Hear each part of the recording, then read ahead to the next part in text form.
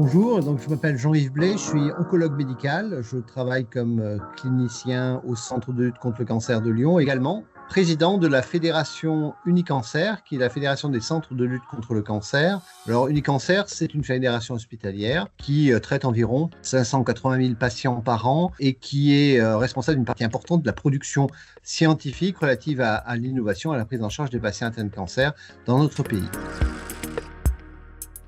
Globalement, ce qui se ressemble surtout d'un pays à l'autre, je crois, au niveau européen et dans les pays occidentaux, c'est ce concept de centre intégré de lutte contre le cancer. Les anglo-saxons les appellent Comprehensive Cancer Center, des centres qui disposent de toute la technologie et de l'armada et de la prise en charge du pré-cancer jusqu'au post-cancer en passant par la durée du traitement du cancer. L'Europe, qui essaye d'ailleurs de structurer un tel réseau de CCC, est en piste pour faire ce que nous avons fait en France depuis de nombreuses années.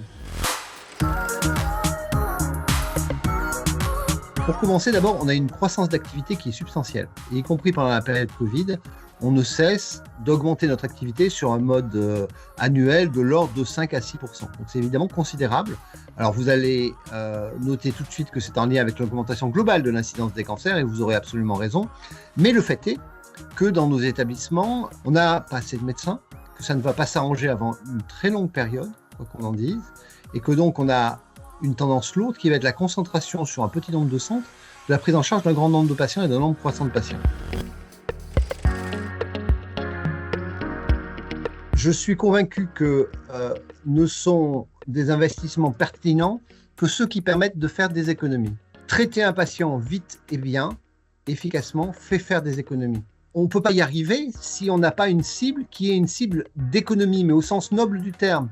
Un nouveau traitement est un traitement valable que s'il permet plus de guérir des patients. Et plus guérir de patients, c'est leur permettre de reprendre une vie normale, de moins consommer le système de santé et de réentrer dans un cycle au sein de la société où ils sont productifs et ils servent à l'ensemble de la société. Donc je pense que l'innovation, l'excellence, c'est également des résultats à l'arrivée qui nous permettent de moins dépenser. C'est très, très, très, très important.